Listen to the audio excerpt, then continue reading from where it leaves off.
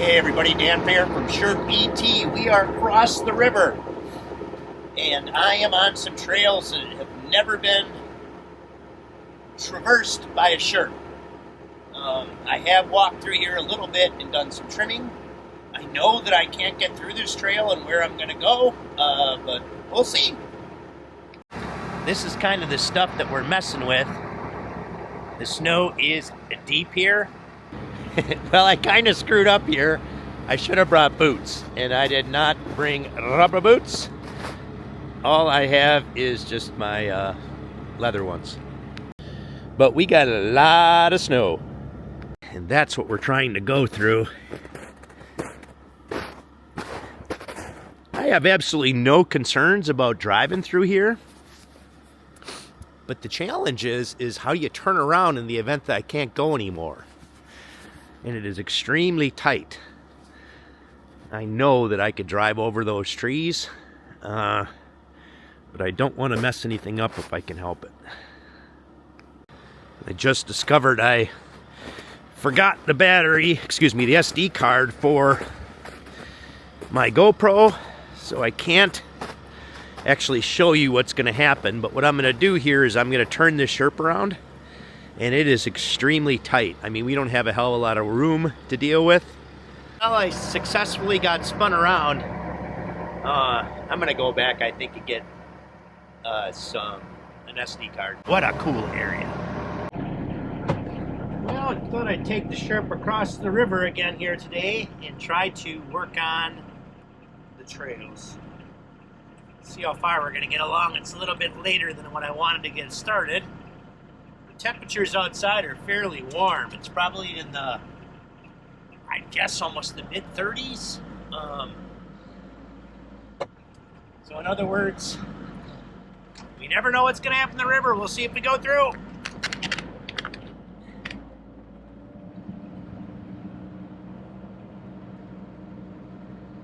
You can kind of see over there. I hope you can capture that. But I wouldn't want to drive there. There's a spot that's right about here. We made it. We're good.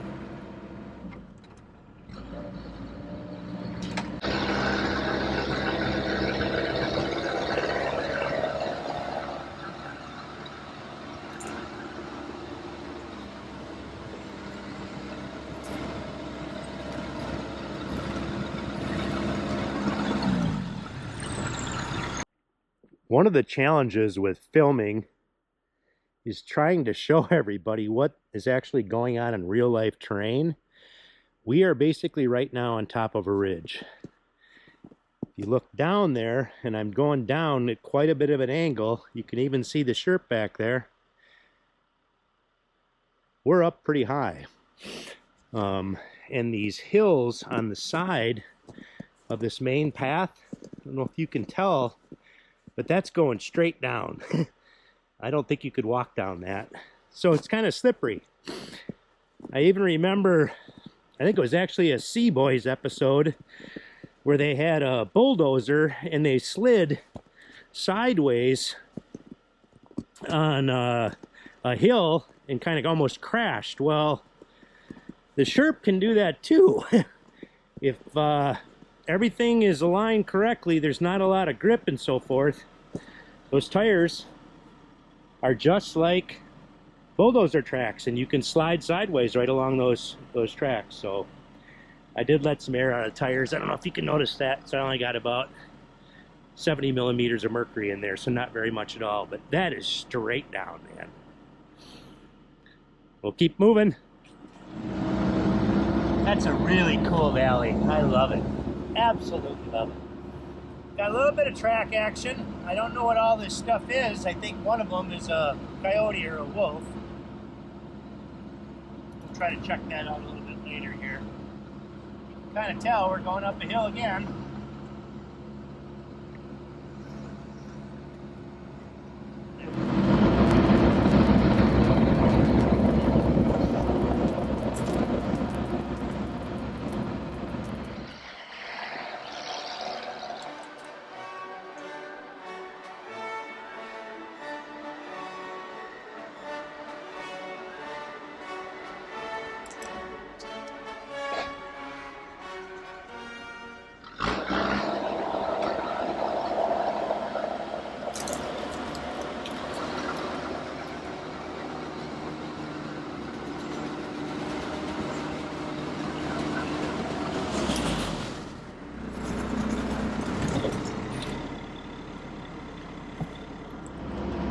Still a long ways to go, but it's remarkable the changes that have taken place at this property. Can finally get around on the majority of it.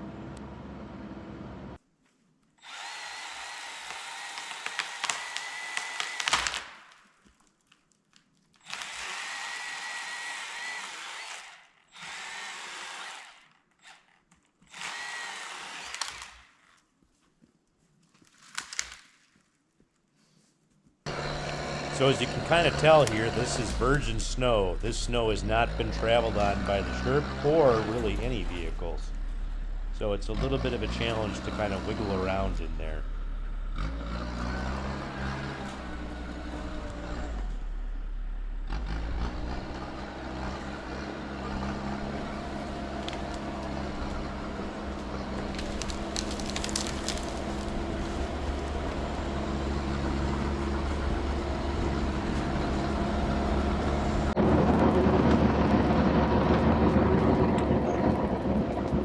I did speed this up a little bit. This is 8 times the speed.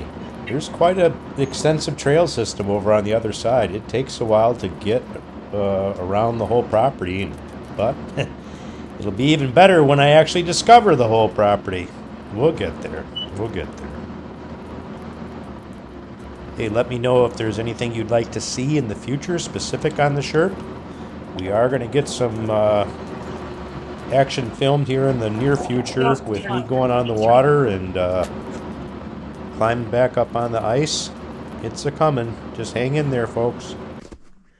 Oh yeah, we got some work ahead of us.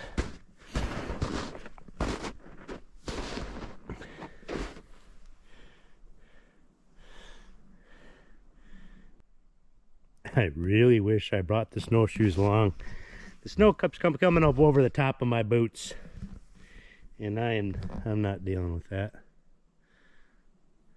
But we are very close to being right at the edge of the property.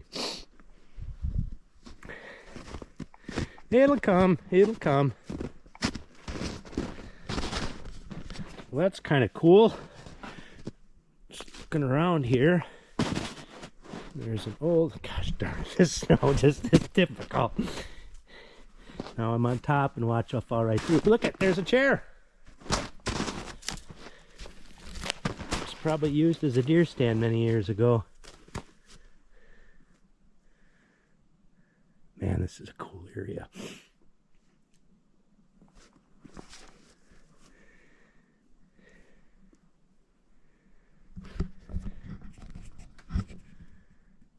There's been a few people that talked to me about, going for a SHERP ride. I'm not trying to blow you off, just recognize that there's a lot of stuff that's going on right now. I am almost ready to be retired, completely retired. I no longer work for them, but I've been consulting, and it makes life a little bit of a challenge. Because they want to have a meeting in the middle of the day, and I want to be on a journey in the middle of a day. So it kind of makes it difficult to get a lot of things done. That'll be done pretty soon, hopefully. So 25-26 winter season has been pretty cool, honestly. We all need to be thankful we finally got some snow this year. Maybe not quite as much in the past, but definitely got to get some snowmobiling in, got to get some good SHERP stuff in. I did not get a lot of ice fishing in. In fact, I didn't get any ice fishing in. That still might change.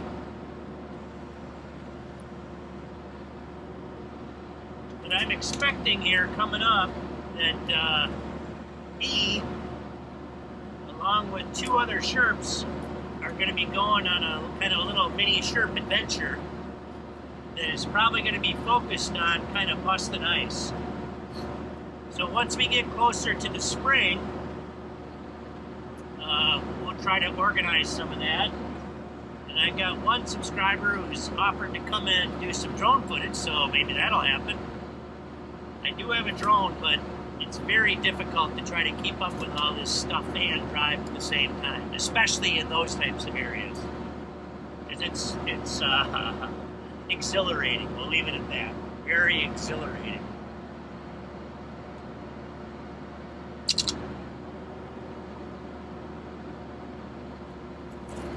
pretty happy with the SHERP. Those of you who've been with me for a while, I've had a number of things break.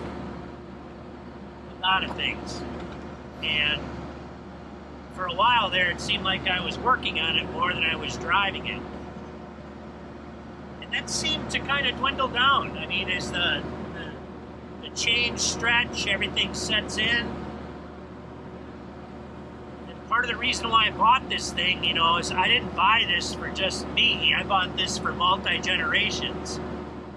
And it's simple, right? I mean, so if anything breaks, I'm not a mechanic, but I can figure out how to fix it. And it works. And a lot of people too out there, they talk about the SHERP, oh, you're rich and all this stuff. Yeah, I've worked my ass off my whole life to earn what I've had. However, there's a lot of people out there that have a bass boat that costs over $100,000 and they only use it for a couple months out of the year. At least I can use this all the time. And oh, by the way, this doesn't take basically anything to run. I mean, a gallon of diesel fuel will last more than an hour in most cases. Now, if you're beating the dickens out of it, that's another thing too, is when I first got it, I was testing the limits. I hit the limits, I broke things. I don't like doing that anymore. So in other words, as you drive this thing, you know, fairly conservatively, it doesn't burn like any fuel at all.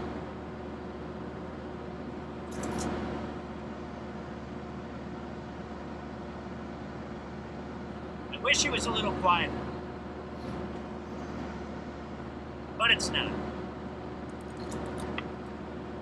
You know, people talk about the SHERP too. You know, you cannot buy this model anymore in the United States. The reason for that is this has got a Kubota engine in it that doesn't have a DEF system on it. And apparently the regulations change where you have to have DEF on systems, and that's why SHERP no longer uses Kubota, because Kubota doesn't want to put DEF systems on. I don't know if that's true. That's what I've heard.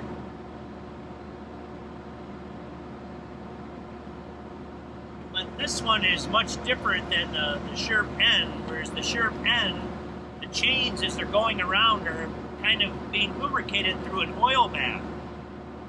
Well, that oil bath, you have to have a storage container then to have that oil bath, and you have to have the extra weight of the oil. And yeah, it should last a little bit longer and so forth, but it adds a lot of weight. And this does not have an oil bath. All there is these little brushes that are coming down in the chains, and it just drips down into a little pan, kind of like you used to oil tractors years and years ago. And it works, and it works well. On this side, I don't know, that was 3-4 years ago, I did break an idler wheel. How I did that, I have no clue. But that was a pain in the ass, and I think as a part of that whole thing, I actually stretched the chain out a little bit, and I didn't have the right bolt for the new tensioner, so long story short is I took one of the links out, and I made it work, and it's been working just fine. But that might be contributing a little bit to how it turns as you're going. It's trying to go straight, it kind of turns to one side, but it kind of does that anyways. Again, these are wolf tracks. I'm not 100% sure, but I think so. So this is my hand in relation to that track. Fits all the way on the inside. Pretty big. Well, we successfully made it back to the river. Nothing broke. No problems whatsoever. All is good. That river will be breaking up here very shortly, and I plan to have some videos out there showing me doing some things on the river with the SHERP. Don't know what that's going to be, but I'm sure it's going to be a blast. Appreciate everybody who was out there who subscribed. It means a lot. Thought I'd share some deer that have been running around out in the river here recently. Hope all's going well in your life. Any questions, let me know. Take care, everyone.